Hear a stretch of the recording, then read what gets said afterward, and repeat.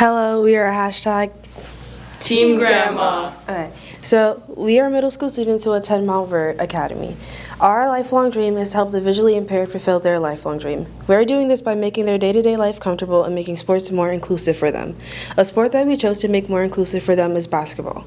Some ways we're doing this is by modifying courts, adding sensors, and coordinated beeping sounds.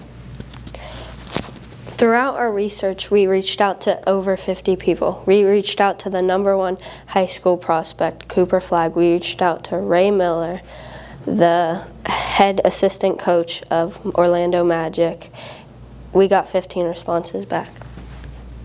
Another way we did our research is by looking up on YouTube how blind people can play basketball. One thing that we learned from doing this is that visually impaired people can indeed play basketball. Another thing that we learned is that visually impaired people play better whenever they can hear noises to help them dribble the ball and shoot.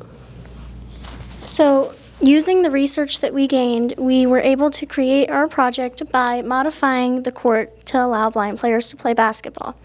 One way we did this is by using color sensors with audio cues so that they know where they are on the field at all times.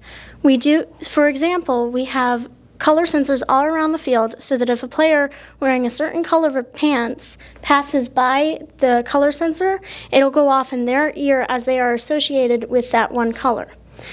Then we also have close to boundary warnings for them, and these basically allow them to know when they're getting close to the boundary line and when they need to get back into the middle of the court.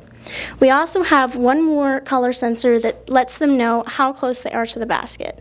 So when they pass past this, they are going to hear an audio cue that will tell them that they are getting closer to the basket.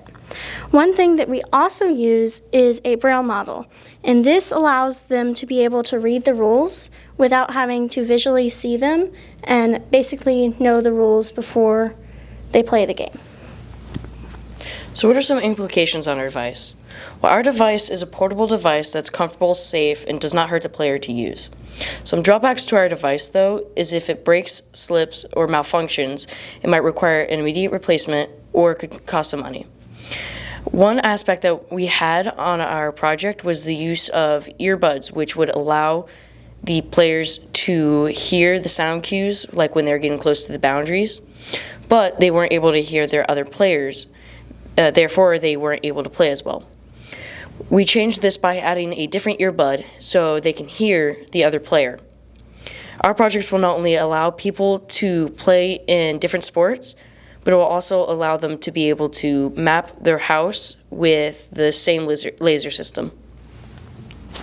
So, in conclusion, our project helps the visually impaired be able to play basketball and basically fulfill their dreams of being able to play any sport, not just basketball. And we do this by modifying the court using audio sound cues, and using a